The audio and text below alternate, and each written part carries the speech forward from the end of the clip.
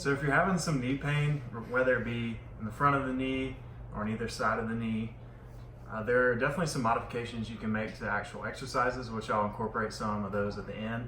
But I want to take you through a little bit of mobility work and see if that helps clear things up a little bit, or at least improves the symptoms. So what I want you to do first, Bobby, yes, I I see you, is just squat as low as you can. Mama.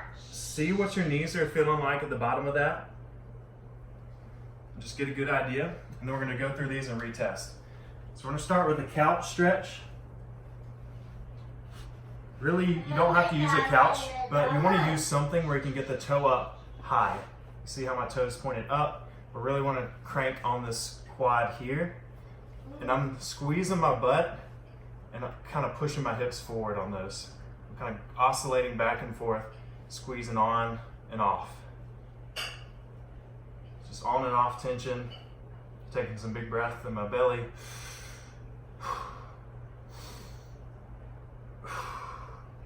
And also kind of like to work the hips side to side a little bit too. I'm keeping my foot Mama. kind of inside my hips. Mama. So hold that for a couple minutes. Now it's going to be tight on this leg here, but do it as much as you can stand. Big breaths. And I'll do that. Just go ahead and do that on both sides. We're just trying to release this quad a little bit, and that alone is probably going to help a lot. What we'll do next is we'll try to get the glutes involved a little bit. So I'll do some lying clamshells. I'm just thinking about squeezing tight my butt cheek as I'm raising my knee up. And I'll do 15 or 20 on both sides. And you can even add a band, if you have a band around the thighs, or you can do a little side star action. And this time we're hitting more of the glute towards the ground. We're just doing anything we can to get those glutes firing and supporting some external rotation on the squat. Bobby. Then my favorite, runner stretch. I'll show you from the side. So you really want to sink those hips down as far as you can towards the heel and open this knee up. So I'm straightening out the toe, shoving my knee out, external rotation there, working it back and forth. I might do a little side rock here, big breaths. And then to make it a little more challenging, if you elevate that, and we'll do the same thing, we're just getting a little more hip capsule work here by elevating it on a couch or a table or something like that. All right, for the next part, you're gonna need some weight.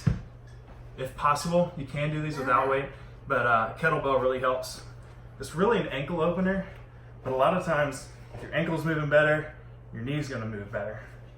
So I'm gonna put the weight right on the top of my knee, and I'm shoving my body weight forward, supporting it here on my foot, and try to grip the ground with your big toe. So I'm not letting my arch collapse. I'm trying to open that arch up and grip the ground with my big toe. So I've got contact here, and I'm pushing forward. And then you can go back and forth a little bit. See if you can sink in there a little bit more each time. And do at least 10 on each side. Just hold it down here at the bottom for a second. And you may feel pressure here in the front of the ankle, maybe a little more in the back, or maybe both. I will say if you're having a ton of pressure here in like your Achilles, after you've done that, go ahead and pop that toe up high on a wall or a couch and step into it. And see if we can release the calf a little bit to free up some looseness here on the Achilles. Last thing, this one will not be something everyone will have the equipment for, but if you have a band, it doesn't have to be super thick, something like this, and you can hook it to either a pole, or I'm hooking it to a table right now. We're working on improving the end range of our knee. So I'm pulling some pretty good tension on it, and I'm working it back and forth and allowing it to pull me and then I'm gonna resist and flex the quad here at the top. So we're gonna do high rep on these. So I do 30 at a time generally, just back and forth. I'm trying to just get that knee tracking well and also improving this end range, because sometimes a lot of people are missing that. Let's see if that kind of frees up.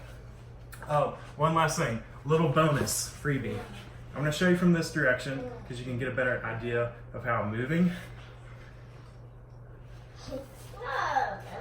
So we're set up with our feet a little bit outside of our hips.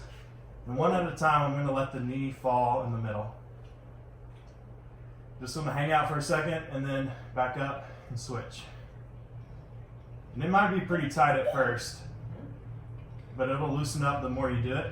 I would do this for a couple minutes through, back and forth. So in total, you're probably looking at about 10 minutes of mobility work, but it's 10 minutes well spent to improve your squat and free up some range of motion and get a little more pain-free.